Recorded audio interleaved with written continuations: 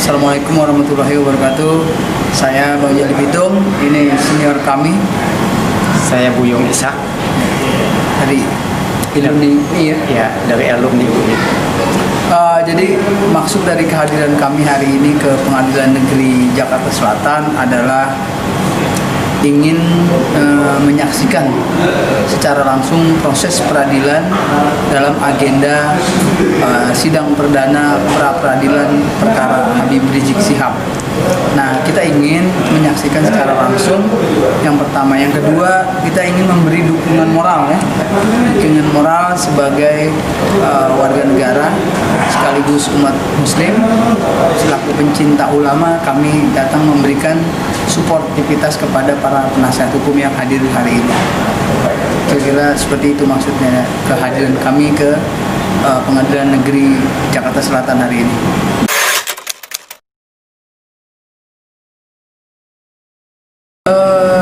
Kami masih berharap adanya supremasi hukum yang dilakukan oleh institusi peradilan.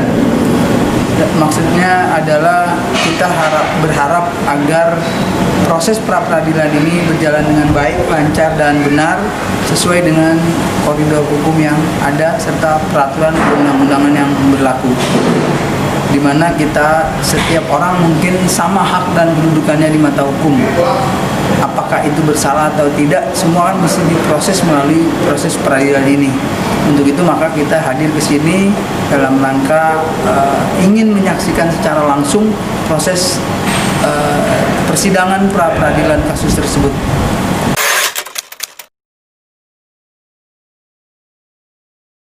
Kalau mengenai pembubaran Front Pembela Islam ya, FPI ya, sebenarnya ini kan bukan hal baru. Dulu tahun 2002 kalau tidak salah saya, di era kepemimpinan Presiden Gus Dur, waktu itu juga FPI banyak menuai fitnah-fitnah dan ada wacana ingin dibubarkan.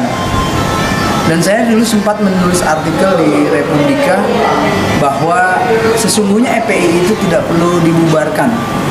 Dia bisa bubar dengan sendirinya. Yang pertama adalah melakukan musyawarah nasional misalnya, musyawarah besar, kemudian muktamar, kongres atau apalah istilahnya, mereka bersepakat pengurus dan anggota membubarkan diri. Itu yang pertama.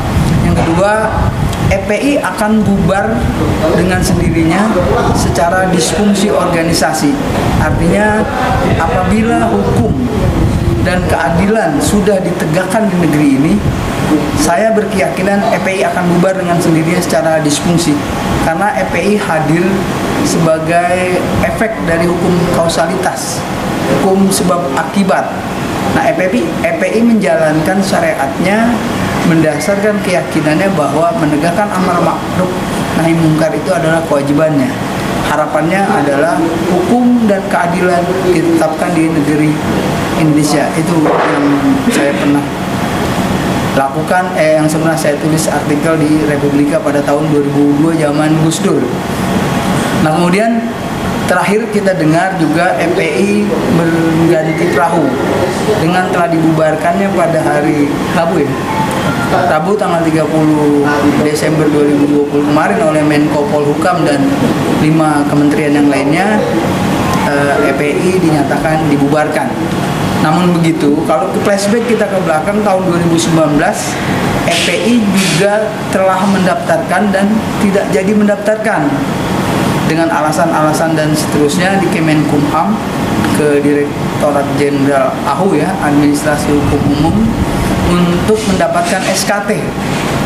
Nah, ini juga perlu kita ketahui bahwa organisasi itu ada yang formal, ada yang informal ya. Mengacu kepada Undang-Undang Dasar 1945 pasal 28E itu kan berserikat dan berkumpul adalah hak konstitusional warga negara. Jadi boleh juga didaftarkan dan mendapat surat keterangan terdaftar atau juga tidak mendaftarkan diri. Itu terkait dengan organisasi. Jadi berkaitan dengan pembubaran ini, saya juga tidak mau berpendapat yang lain.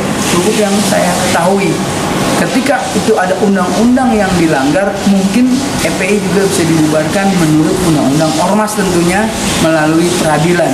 Tapi yang kita ketahui adalah FPI sudah dibubarkan. Walaupun memang FPI sejak 2019 itu sudah tidak mendaftarkan diri kembali. Sejak 20 tahun FPI berdiri. Nah, jadi maka kepada rekan-rekan FPI, pengurus FPI, para laskar FPI, saya berharap sekaligus mengimbau untuk tidak bersedih hati, tidak berduka, dan tetap semangat, bahkan tetap bangga menjadi kelompok yang berada di barisan agama, barisan ulama maksud saya, karena ulama adalah warasatul anbiya. Kami sebagai umat muslim, saya sendiri berdua juga kebetulan alhamdulillah sampai saat ini masih muslim, kami tetap mendukung ulama kita yang sangat kita cintai. Itu terkait dengan pembubaran FPI.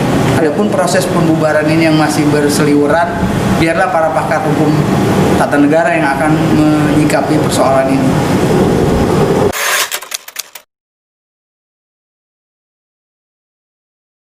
Tentang stigmatisasi FPI sebagai ormas radikal, saya agak sedikit unik menyikapi pendapat tersebut.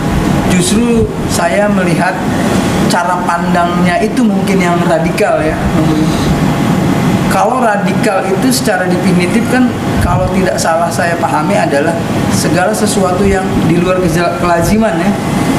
Memang radikal kalau dilihat kegiatan-kegiatan FPI yang positif. Contoh misalnya pada tsunami Aceh ya, 2004 ya, zaman SBY, itu orang-orang FPI mengangkut mayat. Itu radikal. Itu radikal menurut saya, karena itu adalah tugasnya BNPB ya.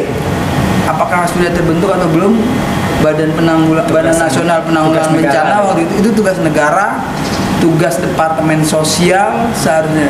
Tapi itu FPI ikut terjun, andil, bahkan Habib Rizik terjun langsung menggotong mayat-mayat pada peristiwa tsunami Aceh. Nah, itu menurut saya. Jadi tinggal perspektif sudut pandang mana yang kita melihat ini sebagai radikal, menurut saya gitu.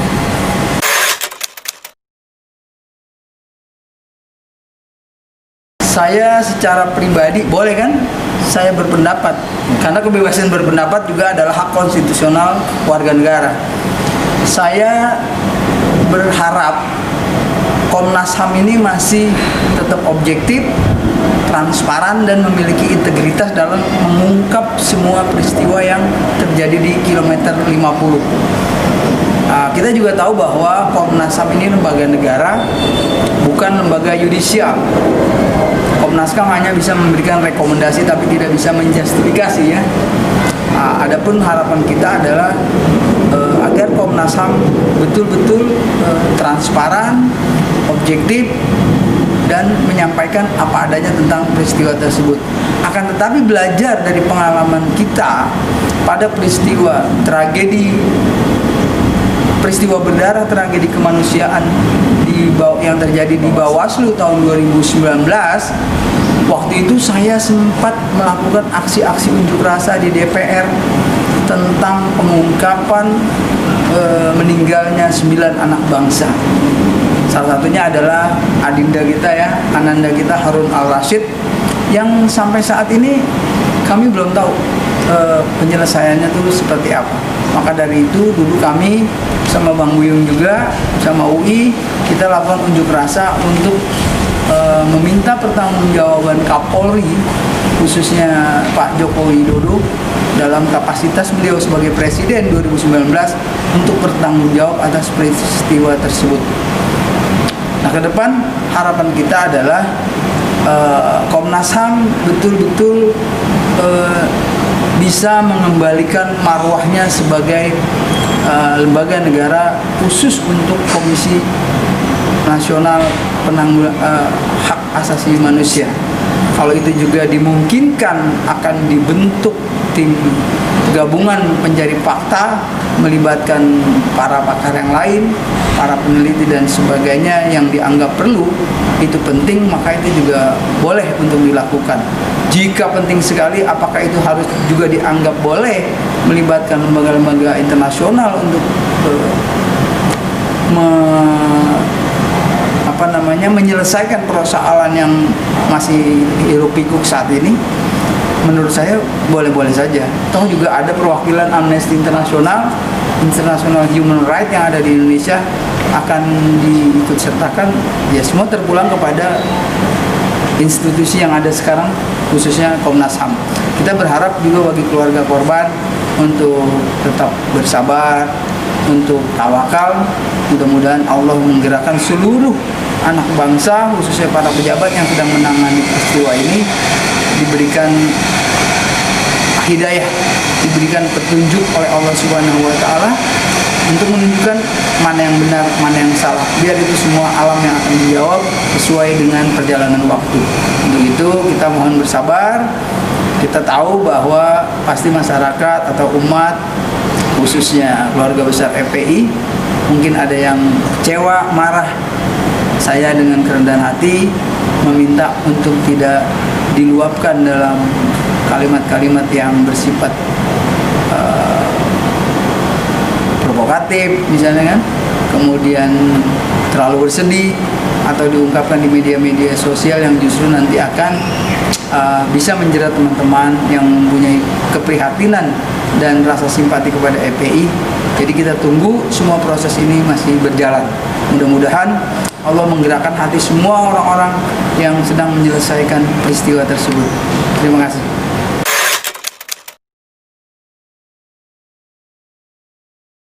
Kami terpanggil, ya, karena kondisi negara sekarang ini, baik secara ekonomi, ya, secara hukum, sosial, budaya, apalagi keamanan, itu bukan baik-baik saja. Jadi kami ingin penegakan hukum pada saat ini itu dijalankan sebagaimana mestinya. Karena ada beberapa kali sidang, beberapa kali kasus, tapi semuanya nggak jelas, tidak transparan, ya. Semua dilakukan dengan kepentingan politik. Nah, kami berharap tolong masalah hukum adalah masalah hukum, bukan masalah politik. Semua kasus itu diselesaikan secara hukum dan secara demokrasi. Ya, ini negara bukan negara barbar, gitu ya.